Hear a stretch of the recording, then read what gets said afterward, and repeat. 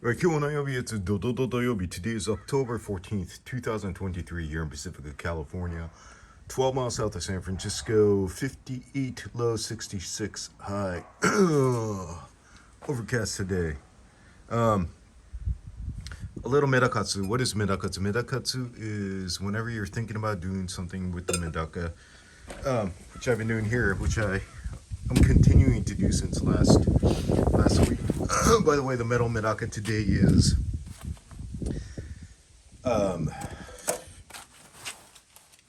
all you boys and girls medaka heads, and something I have in my pocket. All right, I always have a pick in my pocket. George Lynch Mob pick. Wicked Sensation album. Awesome album right here. But before we get into the medakas, I thought I was just like separating the larger fries from the smaller so they don't get eaten. I just got into, I don't know, I guess like 4 months ago, Blue Gularis. I got a trio, Blue Gularis Killifish.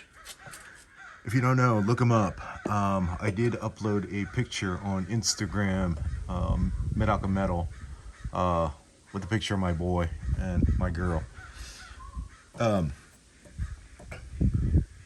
Long story short, this is I brought this from indoors. The way you get the razor fry, it's pretty unique. It's something that I've never. Let me just take a real quick sip. The best beer of the day is the beer that you cannot remember how many, but I just got back from Ginji. Izakaya Ginji, my buddy's store, restaurant, MedakaMetal. So, got a nice, there's nowhere in the Bay Area where you could get a Asahi beer imported, a keg imported from Japan. You order it in a, what do you call it? Basically, you order a bunch, and it's only $17. So, Kanpai Jinjin Chayo.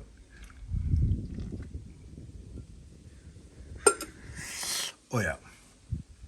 All right. So, what's unique about the Blue Gularis Killifish? There's a bunch of killifiches out there in the world. They come from Africa.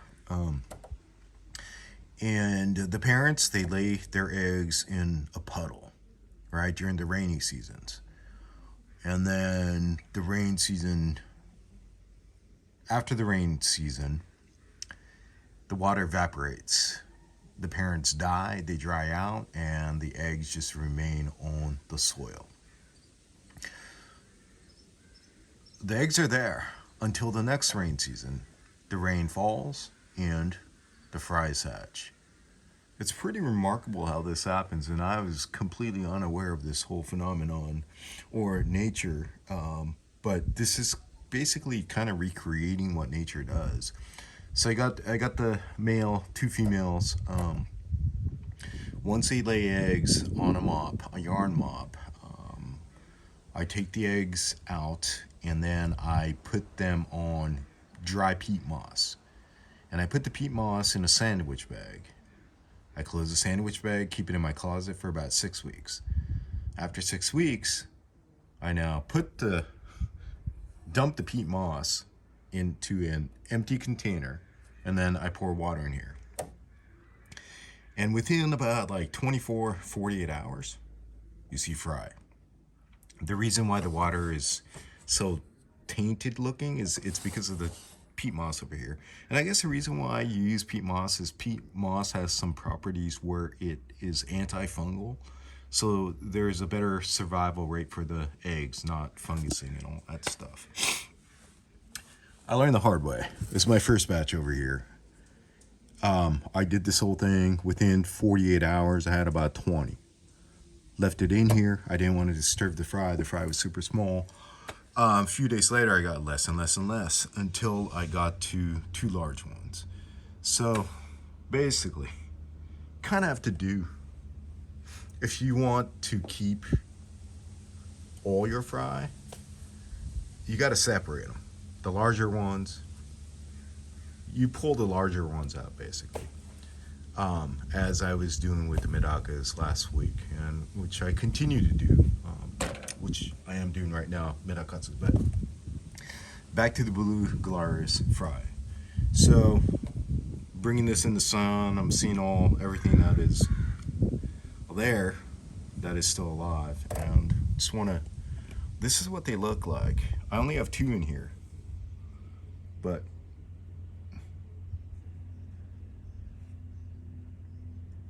hopefully it's focusing. It's pretty small still, larger than the Medaka fry, but they're Blue Gularis fry. The Blue Gularis heads. Yeah. I don't know where the other one went, but it's over here in the corner. But again, these boys and gals, man, some got a lot bigger than the other ones. It's quicker. And it wasn't, I was watching it wasn't that they were eating them, they were just attacking them until the other ones just kind of died. So that is what I'm doing over here on the side. These guys I'll put in an aquarium without all this peat moss and all that stuff. So, but I gotta tell you, man, peat moss is pretty messy. I'm gonna try a different way where I don't have to use the peat moss, just because you can't siphon this stuff out. You gotta like actually scoop up the fry and all that. Okay, let me take a real quick sip.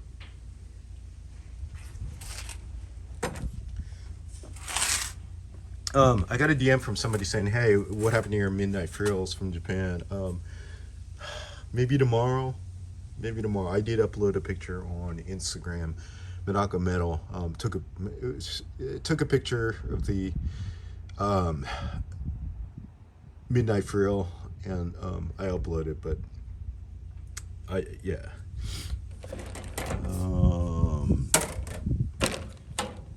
it's just a food that I'm using right now. For both, I guess, for the Blue Gularis too. So for the Blue Gularis fry, I'm basically using the fry food that I use for the Medakas. And this one came from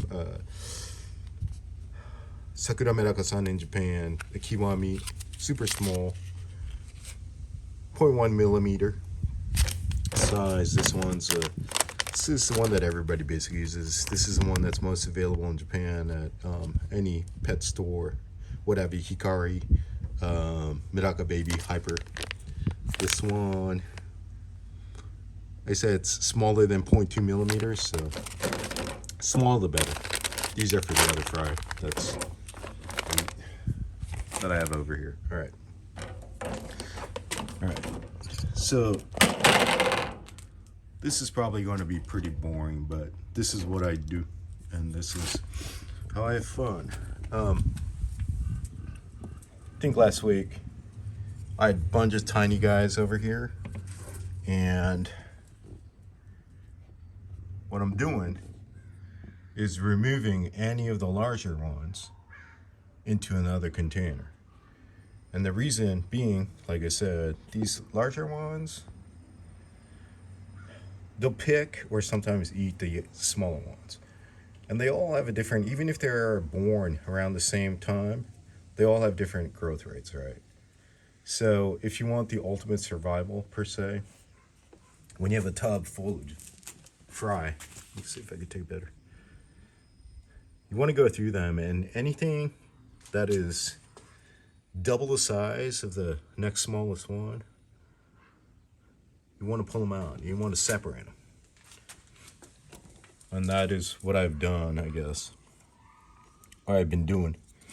And these are the selected ones from today. And they're going to end up in this tub over here, where the larger ones from last week they're around the same size. And they've been acclimated temperature-wise, water-wise, and all that. So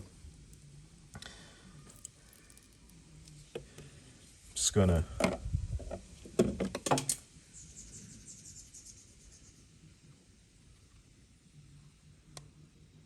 release them. Awesome. I don't even know what's awesome about that, but this is pretty therapeutic for me. it's not something I do every day, but I do it once a week on a weekend. And so I have the smallest guys over here. And from here, I'll pull out the ones that are outgrowing the others into here.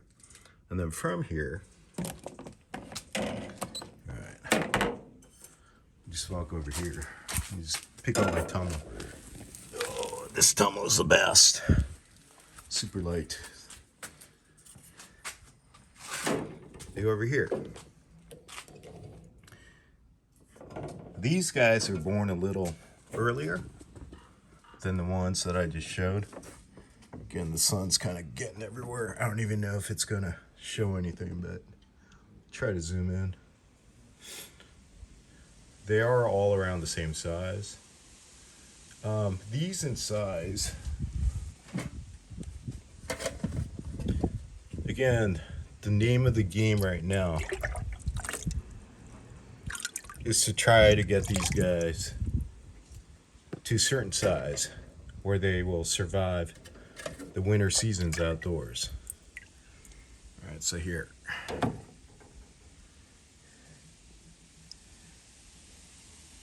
So you want them to be, do you see the centimeters? Centimeters, it's like the US usually inches, right? So I'd say like 2.5 or 2.6 centimeters is about an inch. So use that as a barometer. At this size over here, there are about, they're close to 2 centimeters. So I would like for them to get a little bit bigger. I have another month here in Pacifica where they are going to continue to eat. We'll have sun and we'll have some warmth for them to grow a little bit more to get to the size that I could say, hey man, these guys and girls are going to survive over the winter. Okay. These guys and girls are going to be, in a month, they'll be at size where I wouldn't have to worry. On the other hand, just the ones that I was kind of showing on the other end, the smaller guys over here, they're not going to make it. The ones over here, I just have to make sure that I just feed them properly and get them up to size, to at least this size over here. So I have, you know, they have high probabilities of surviving in the winter outdoors here in Pacifica. It doesn't even go below, I don't know, maybe 42 is the coolest, but like I mentioned, it doesn't mean that they're not going to survive. It just means that, like, if you stun their growth, so they're at their growth period, but they're not able to grow just because it's so cold, what's going to happen is they're going to stay small, regardless of how old they are, right? So these boys and girls are about probably August, September, October, so 2.5 months. So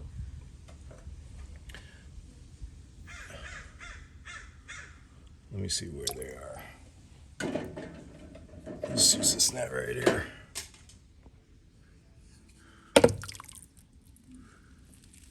All right. At this size, they'll survive. They'll survive the winter with ease. So these boys and girls are at size. There are at least an inch or a little bit over an inch, so they'll make it. So again, I have these tubs separated by size, and when you're feeding them different type of food, it is easier because you go to one tub, you don't have to feed them different sizes, right? Whereas if you have a container that has multiple sizes, then you're kind of like, well, I don't know if all of them are able to eat this size, or maybe it's too big. Maybe the food is, you know, again, not going to fit. Like this size right here, an inch for sure. They're going to survive. So I know I talked about this and I'm kind of regurgitating this, but I don't know. This is what I do. I guess for fun, for relaxation. Haven't looked at these, I guess, or put it up on YouTube for a bit. So these are the Yozakuras. My Yozakuras, because they have the characteristics where you have the orange. Man, where is the best angle? I can't even see them. Orange and the black. The ones where I see a lot of the orange only on the head and then the black body, I just call them pumpkin heads. And Halloween is on, see that one right there in the middle? It's pretty much, you have orange head, dark body with lame, right? So these boys and gals are a year old. They went through the winter already once. It's going to be their second winter this year. So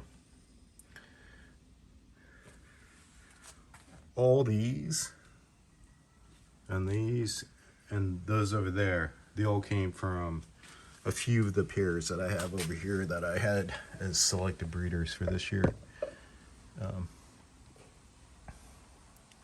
I know it's really hard to see because of the reflection. But over here, what I do is, since they're not breeding anymore, the breeding season is over, I don't have to really look at them from the side or for anything, for deformities, except for what I'm looking at right now is I'm looking at the way they all swim. Like this one over here, let me try to zoom in. Where'd it go? Here.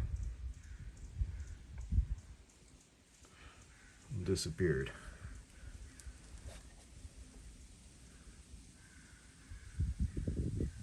It's swimming. See, I could see it, but the reflection can't. Here.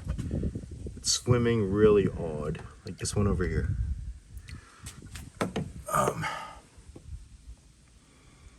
Let's see what's going on with this one. I know the water's not super clear, so it's hard to see, but this one was swimming. From the top view, you could already tell that there's something wrong based on the way it was swimming.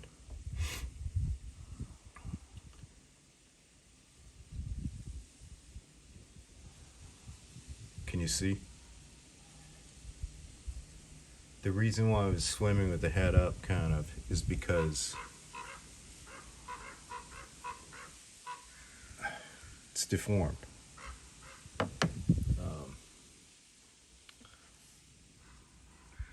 Can you come closer?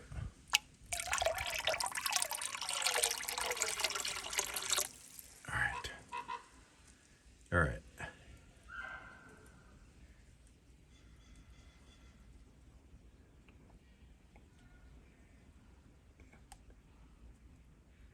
Can you see how the back is bent?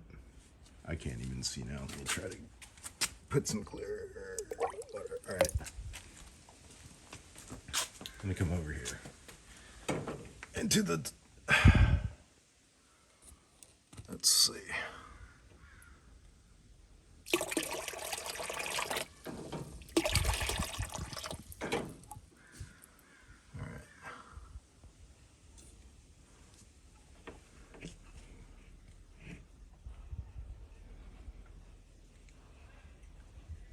Can you see how the... I know I'm doing a horrible job. Oh. Can you see how the back is bent?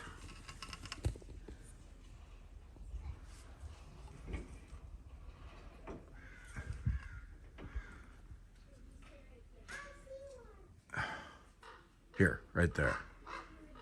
So this will end up in my forever tub over here. These are all my pets. These are the guys and gals that have some type of issue with their body. So, all right, I could ramble on forever. Enough of me. Thank you, domo arigato, for tuning in or watching this. MedakaMetal style, MedakaMetal at what is that? Instagram, MedakaMetal, DM style. This tank over here, tub over here, these are fantastic looking OGs and all that stuff. Just adding some water since the water level is pretty low, pretty low. But the water adding system is pretty simple, one-handed. You could do it with a beer in one hand and this gimbal in another. That's it. So, right, we'll do it again next time. Next time I hope it'll be about the midnight frill, midnight frill.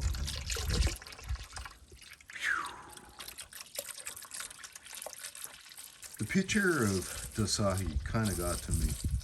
I had a few more brewskis, actually prior to that, and then I'm having a few more brewskis right now. So, but remember, keeping Medaka should be easy. It's just having one hand to do everything from selecting, moving around, doing water changes, adding water. It's just a simple thing right here.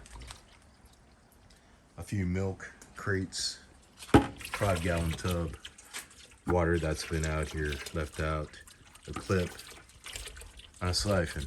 This is about $1.75. You do a squeeze, and that's it. So, right, we'll do it again next time. Domo arigato, MedakaMetal style. Instagram, MedakaMetal. If you like this kind of stuff, please hit subscribe. Give me the thumbs up or down. If you don't like this kind of stuff, or if I'm saying something that is inaccurate, please correct me. This is just a self-journal, per se, for the love of the Japanese Medaka rice fish. That's what they call it. All right, the Medaka. All right, all you Medaka heads, outs.